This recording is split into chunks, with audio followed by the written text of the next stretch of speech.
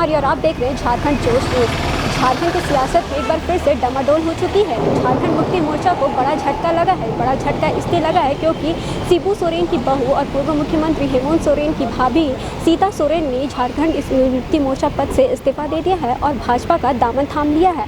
ऐसे में बहुत सारे सियासत लोगों ने उस पर बयानबाजी की है। ऐसे में कांग्रेस के प्रवक्ता और भाजपा प्रदेश के प्रवक्ता प्रतुल सहदेव उस पर बयानबाजी करते नजर आ रहे हैं। ऐसे में क्या कुछ कह रहे हैं कांग्रेस के प्रवक्ता और प्रतुल सहदेव, आइए सुनते हैं। देखिए, झारखंडी कल्चर में, झारखंडी अस्मिता में घर की बड़ी बहू जो है वो माँ के समान होती है। और आज सीता सोरेन जी की जो पीड़ा देखी हम लोगों ने उनके पत्र के माध्यम से, जिससे उन्होंने जेएमएम की प्राथमिक सदस्यता से इस्तीफा दिया, वो बिल्कुल मन को झकझोर देने वाला है। उन्होंने कहा कि बड़ी बहू के साथ अन्याय हो रहा है और उनके खिलाफ पार्टी के भीतर भी साजिश हो रही है। वो जेएमएम का आंतरिक मामला नहीं रहा, क्योंकि वो सार्वजनिक जीवन में है, वो एक माननीय विधायक भी है। लेकिन उनके पति दुर्गा सोरेन जी ने तो झारखंड आंदोलन में भी अपनी महती भूमिका निभाई थी। और घर की बड़ी बहू जिसे माँ का दर्जा दिया जाता है, उसके साथ इतना सौतेले दर्जे का व्यवहार, ये बहुत ही मुझे लगता है मर्माहत करने वाली घटना है और झारखंड मुक्ति मोर्चा की असलियत दिखाता है। और जेएमएम उसके बाद ट्वीट कर रहा है, घर का भेदी लंका ढाए।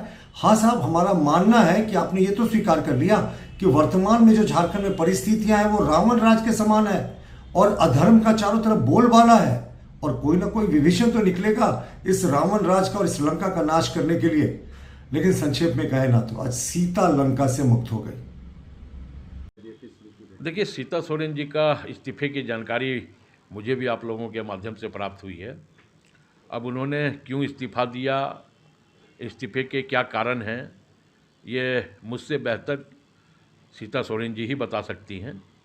लेकिन मैं इतना ज़रूर कहूँगा कि सीता सोरेन जी का झारखंड से प्रेम है, झारखंड के अवाम से प्रेम है और वो झारखंड के अवाम के चेहरे पे मुस्कुराहट आए, इस राज्य का विकास हो, इसके लिए वो हमेशा प्रतिबद्ध रही हैं और आगे भी रहेंगी। और महागठबंधन के साथ लगातार वो संघर्ष की साथी भी रही हैं और संघर्ष करती भी रही हैं। इसलिए आगे भी वो महागठबंधन के साथ मिलकर के संघर्ष करेंगी और केंद्र की इस अहंकारी सरकार को उखाड़ फेंक करके इस देश में लोकतंत्र स्थापित करने का एक जो प्रयास महागठबंधन का है, उसमें सीता सोरेन जी की सार्थक और सकारात्मक भूमिका हमेशा रहेगी। क्या कोई फर्क पड़ेगा इससे गठबंधन से? कोई फर्क नहीं पड़ेगा, इसलिए मैंने पहले ही कहा कि हमेशा वो महागठबंधन के साथ रही हैं और आगे भी रहेंगी।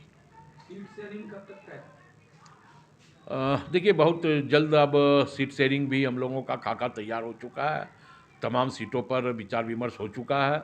महागठबंधन के तमाम घटक दलों के साथ भी बैठकें हुई है और अब बहुत जल्द सीट शेयरिंग को लेकर के भी आप लोगों को जानकारी दे दी जाएगी। झारखंड की वरिष्ठ नेत्री और झारखंड के प्रख्यात राजनेता श्रद्धेय शिबू सोरेन जी की बहू एवं स्वर्गीय दुर्गा सोरेन जी की पत्नी, झारखंड मुक्ति मोर्चा की राष्ट्रीय महासचिव, मजदूर नेता, 3 बार 2009 से लगातार जामा विधानसभा से जेएमएम की विधायक, जिन्होंने आज ही कुछ चंद घंटे पहले विधानसभा की सदस्यता से झारखंड हित में त्याग पत्र दिया है, ऐसी श्रीमती सीता सोरेन जी को हम माननीय विनोद तावरे जी और माननीय लक्ष्मीकांत वाजपेयी जी से आग्रह करेंगे कि पार्टी की विधिवत सदस्यता प्रदान करें।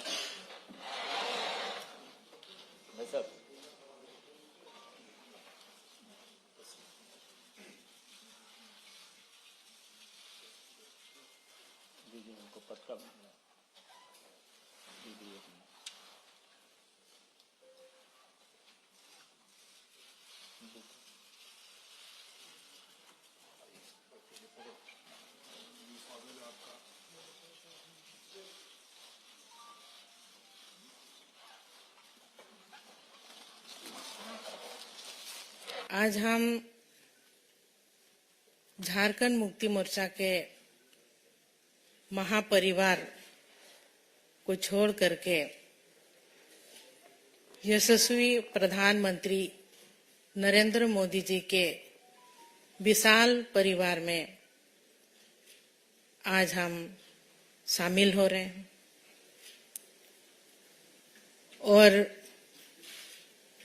जिस तरह से नरेंद्र मोदी जी का सोच पूरे भारत में और पूरे विश्व में जो हम सबको देखने के लिए मिल रहा है, आए दिन विकास का कार्य हो रहा है और सभी टीम जेपी नड्डा जी,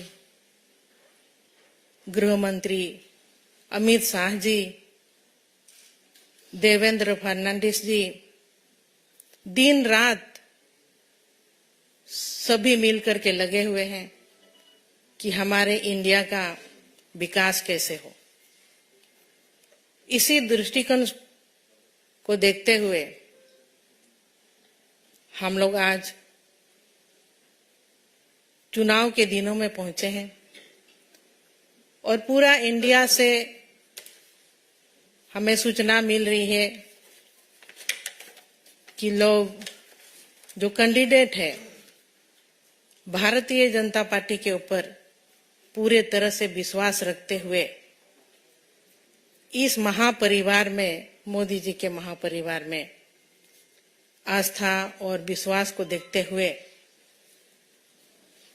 सभी कोई इस परिवार में जुड़ रहे हैं। और